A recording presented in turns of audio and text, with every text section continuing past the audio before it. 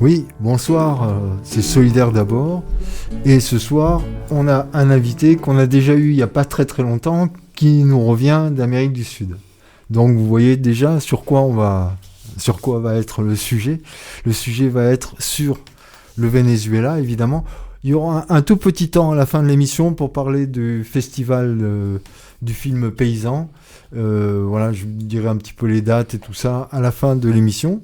Et donc là, on est évidemment sur ce coup à l'estomac qu'on a pris tous le 2-3 janvier quand Trump nous a fait ses frasques en allant capturer Maduro comme ça.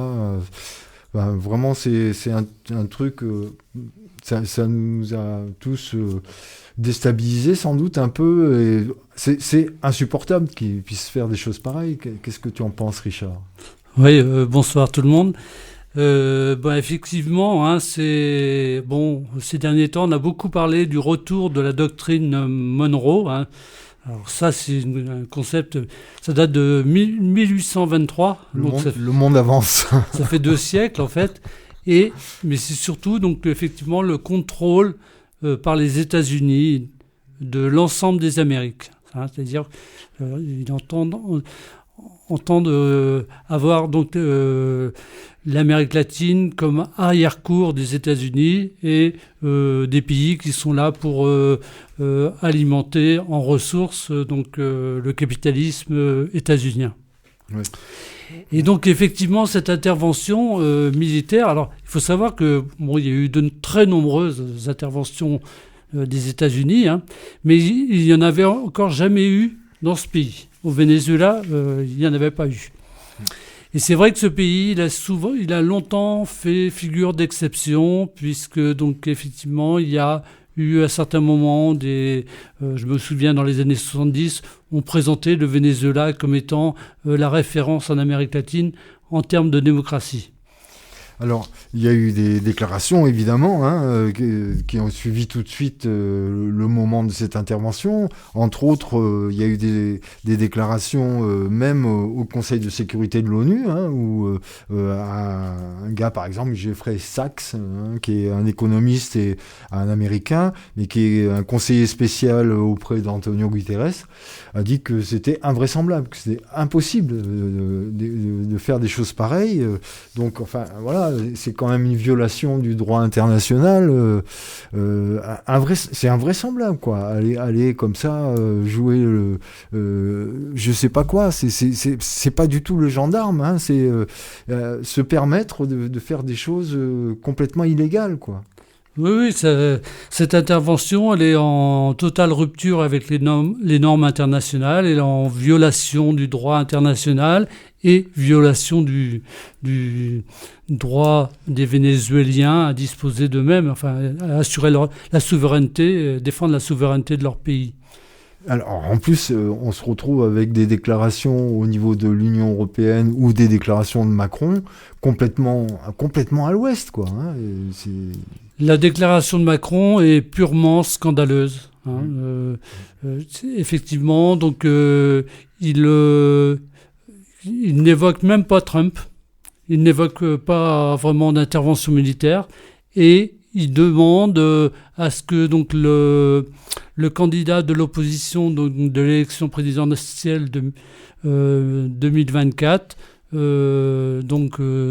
prenne ses fonctions à la suite de l'intervention militaire à Caracas. Et Kaja Kallas pour l'Union européenne qui dit faut que tout le monde se calme, un truc dans le genre. Oui, ce positionnement est très inquiétant et démontre effectivement que l'Union européenne, une grande majorité des pays européens sont totalement sous la domination des États-Unis aujourd'hui. Et ça s'inscrit un peu dans un dessin, je dirais, de recomposition des zones d'influence dans le monde. Et donc l'intervention des États-Unis décidée par Trump s'inscrit un peu dans dans cette ligne. Il s'agit notamment par rapport à... Il s'agit de freiner l'influence de la Chine en Amérique latine. Il faut savoir que la Chine a des intérêts dans de nombreux pays, et notamment donc, le Venezuela, et que la Chine est le premier client du Venezuela en pétrole. Ouais, alors là tu viens de citer le mot pétrole, donc quand même Trump explique que si il a fait cette intervention, et il y a plein de gens qui disent vous voyez il est là pour empêcher qu'il y ait un dictateur quoi quelque part, mais non, en fait quand il fait sa déclaration, Trump il parle du pétrole, et alors là il parle beaucoup du pétrole, c'est un homme d'affaires quoi, il est là pour faire des affaires en fait, il n'est pas là pour la démocratie, c'est un truc... C'est vieillot, la démocratie, non? Alors, effectivement, des références au pétrole, mais avant l'intervention, il y a eu un maquillage, quand même, parce que ça s'est fait sous couvert de lutte contre le narcotrafic. Oui. C'est-à-dire que il faut savoir que depuis l'été dernier, donc août 2025, il y a une armada navale qui occupe la mer des Caraïbes, avec des attaques donc de bateaux. Il y a eu 115 morts, 115 morts. Et 22 attaques donc de bateaux. Et Trump donc accuse le président colombien Gustavo Petro, et puis donc Nicolas Maduro, donc d'être donc des narcotrafiquants en fait. Et donc, c'est ce qui a justifié, c'est comme cela qu'il a justifié effectivement le déploiement de cette force navale donc, dans la mer des Caraïbes. Ouais. C'est-à-dire qu'ils ont flingué des gens, ils ont flingué des bateaux, en disant que de toute façon c'était des narcotrafiquants, mais dans le lot, il y en a certainement qui c'était pas du tout le cas. Il y en a peut-être où il y avait de la drogue dessus, sur les bateaux, mais bon, voilà, ils ont fait un blocus en fait. Oui. Non, mais effectivement, donc c'était ce maquillage, donc la lutte contre le narcotrafic. En fait, effectivement, avec cette intervention, Trump visait donc à reprendre, à prendre le contrôle donc des ressources pétrolières donc au Venezuela, qui sont les plus importantes du monde, 300 milliards donc de barils, et d'une certaine manière, reprendre le contrôle du pays, parce que les États-Unis n'ont jamais reconnu donc, le pouvoir actuel. C'est-à-dire, quand je dis actuel, c'est le pouvoir bolivarien. Donc, ça peut remonter donc, à Chavez, à l'élection de Chavez en 1998. Ça fait plus de 26 ans que les États-Unis sont en conflit ouvert avec le Venezuela. Alors, tu disais que l'entreprise Chevron est toujours aux États-Unis depuis plus de 100 ans dans l'histoire. Mais alors, il y a un truc que tu as commencé à expliquer, mais on n'a pas eu le temps d'aller au bout, où tu expliquais qu'en fait, pour faire l'extraction du pétrole au Venezuela, parce qu'il y a plein de gens qui se posent la question, s'ils ont du pétrole comme ça, dans de telles quantités, pourquoi ils ne l'exploitent pas ? Mais en fait, tu disais qu'il fallait un mode opératoire particulier. Oui, alors, déjà, l'exploitation du pétrole donc, par les États-Unis, par des compagnies états-uniennes, il remonte donc à 1914, donc ça fait plus d'un siècle. Et l'entreprise Chevron, et donc et les entreprises précédentes liées à ce groupe, elles sont au Venezuela depuis donc 1923. Et elles sont toujours restées. Y compris donc Trump annonce que donc les compagnies pétrolières états-uniennes ont été virées en fait du pays. C'est pas vrai. Chevron y est, y compris avec un accord avec le gouvernement bolivarien, et donc depuis un siècle n'a cessé d'être présent. Et effectivement, par rapport aux réserves, jusqu'alors, c'était principalement l'exploitation dans l'ouest du pays, donc à Maracaibo, le lac de Maracaibo, là où ont été faites les premières découvertes donc, du pétrole.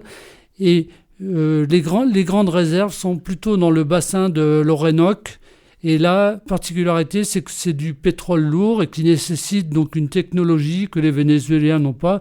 Et c'est la raison pour laquelle, y compris les entreprises publiques, sont obligées de créer des consortiums avec des multinationales étrangères pour pouvoir exploiter ce pétrole. D'accord.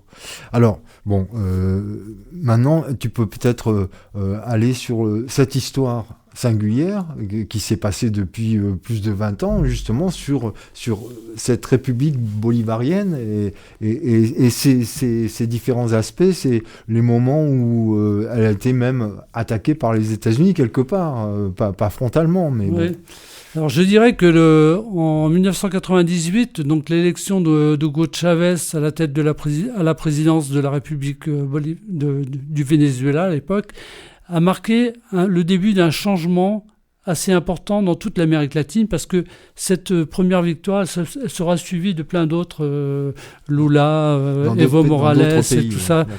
Et donc effectivement les gouvernements de gauche vont jouer un rôle important, y compris de bras de fer avec les États-Unis, en refusant notamment des accords de libre-échange en 2005, l'accord de l'ALCA.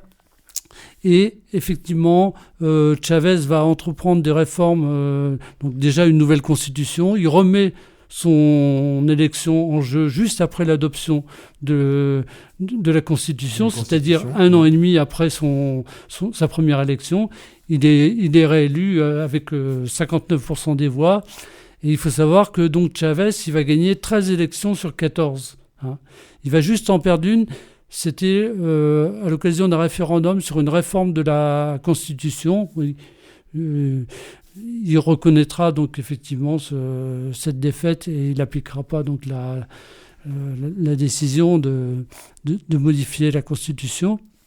Et sous sa présidence, il y a eu quand même une politique de redistribution un peu des ressources, c'est-à-dire que à partir en 2002, il y a eu un putsch, donc avec le soutien des États-Unis, donc putsch organisé par le grand patronat donc vénézuélien.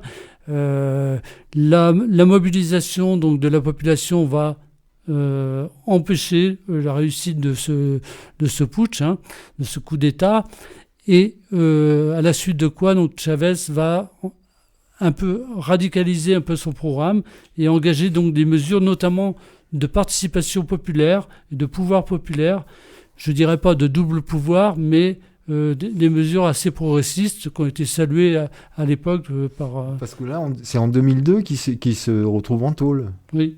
Chavez se retrouve en tôle. Et donc, en fait, c'est les gens du peuple qui viennent le sortir. Oui, c'est la mobilisation populaire qui permet donc d'être libéré et de pouvoir continuer à diriger le pays.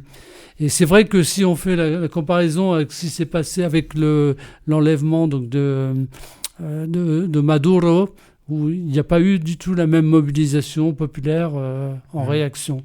Et c'est parce que entre deux, il y a eu quand même beaucoup de changements. D'accord. Oui.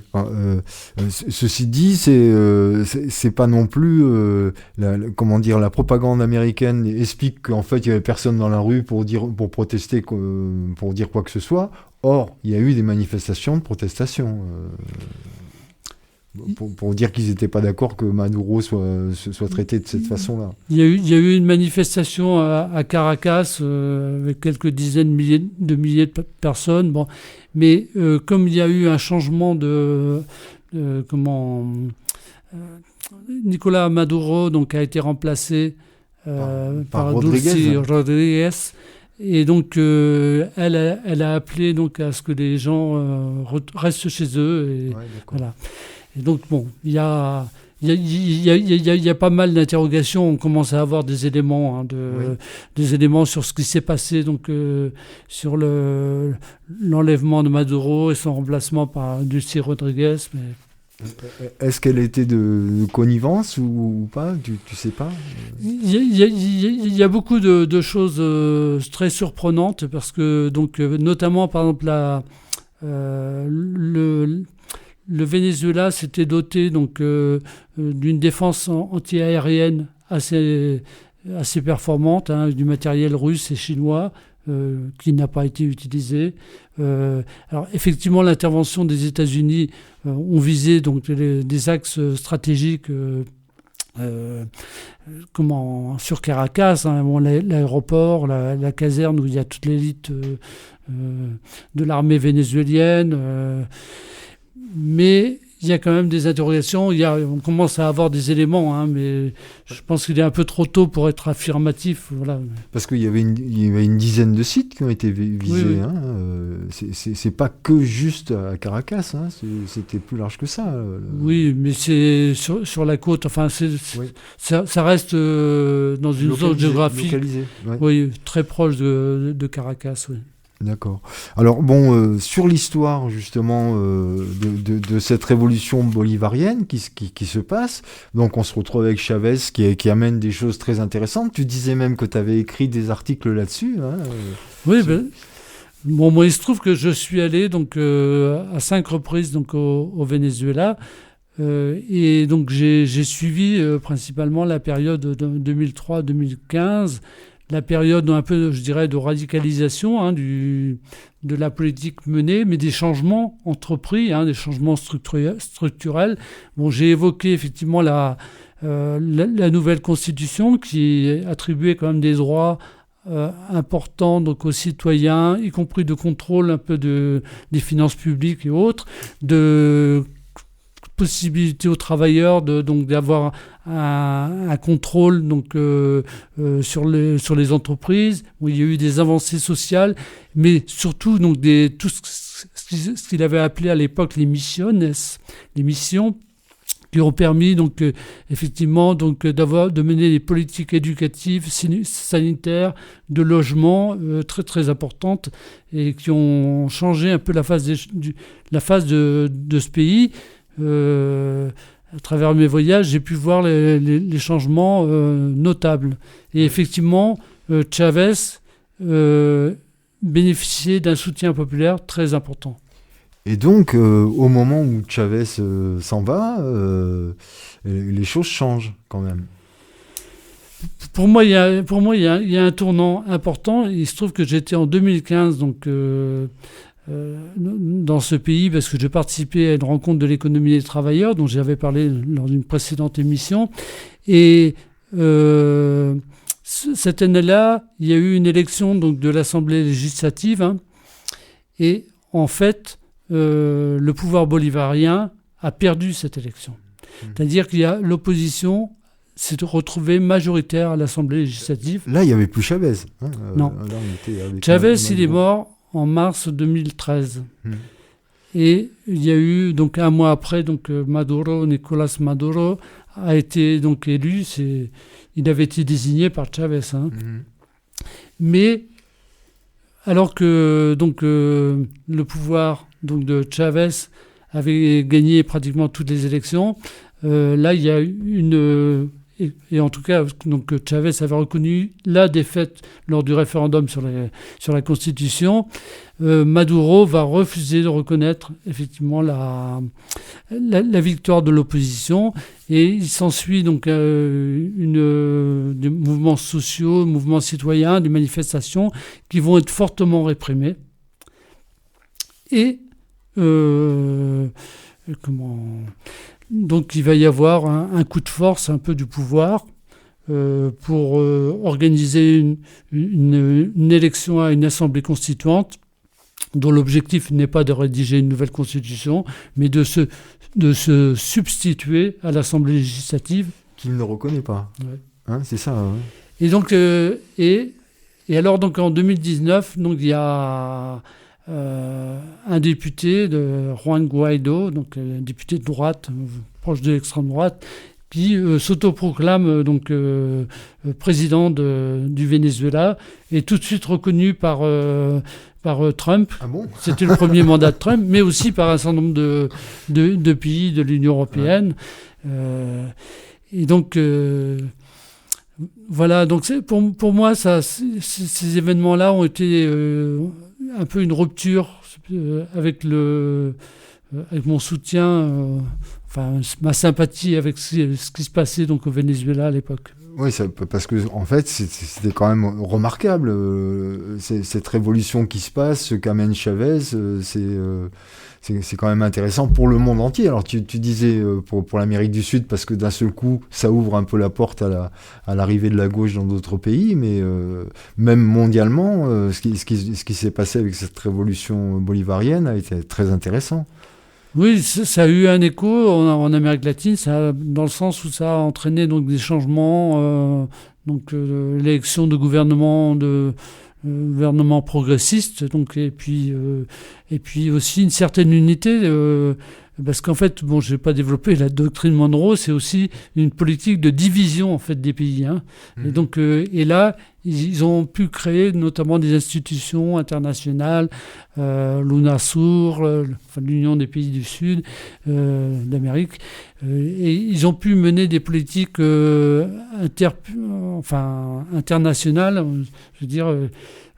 Un peu sans tenir compte effectivement des États-Unis, ce qui a renforcé aussi la hargne des États-Unis vis-à-vis de ces politiques.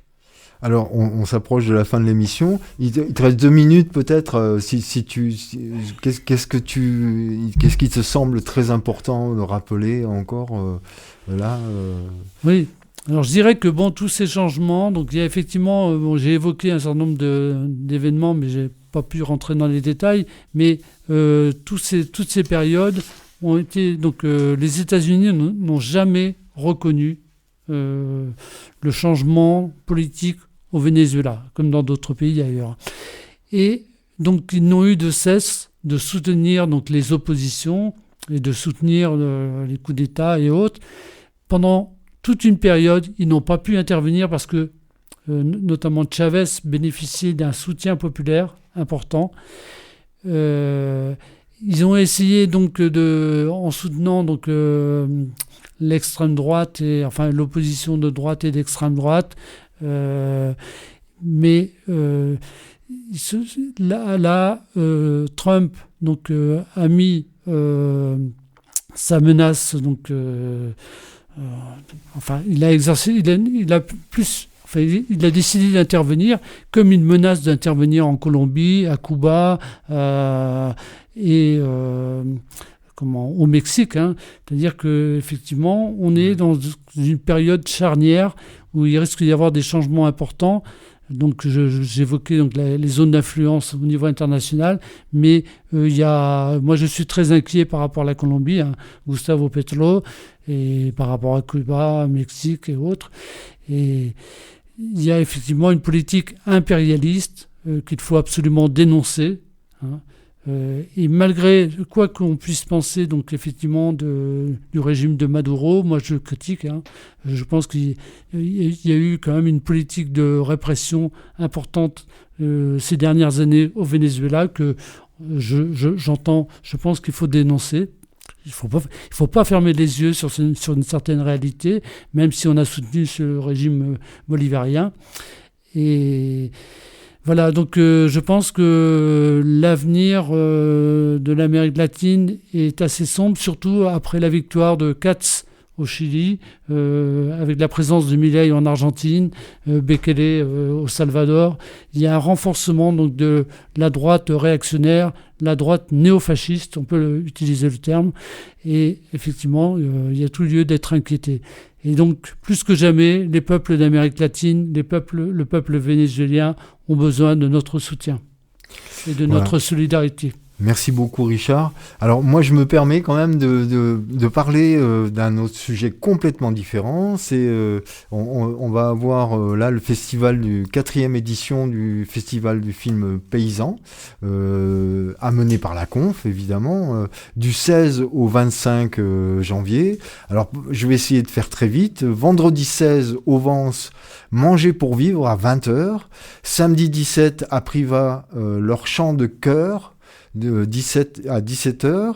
Samedi 17 à Quintenas, secret toxique à 20h. Les titres sont très évocateurs de ce que réclame la Confédération paysanne par rapport à l'agriculture. Dimanche 18, Vernoux, la ferme derrière chez moi à 17h. Dimanche 18, le béage droit dans leurs bottes à 14h.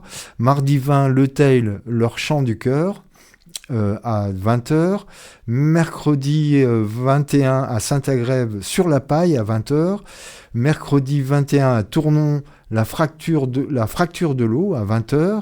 Jeudi 21 à Lussas, sol couvert d'espoir, 20h. Vendredi 23 à Aubenas, mon cousin agriculteur, à 20h. Vendredi 23 à Saint-Félicien, leur chant du cœur, 20h. Samedi 24 à Désaignes, soulèvement, à 17h. Samedi 24 à Lanars, transmettre, à 14h. Dimanche 25, les Olières, où vont les mésanges la nuit, à 16h. Et dimanche 25, à Ruons, éleveurs d'horizon, à 18h30. Ouais, c'est magnifique ces titres. Alors, à chaque fois, le prix est libre. Il y aura des échanges, des débats avec les paysans présents. Et il y aura un pot paysan. Tout ça, voilà. Et sans doute, un appel à une manif jeudi 15 janvier par la conf, parce que pour les événements qui se passent sur la dermatose et le Mercosur. Merci beaucoup. À bientôt. Au revoir.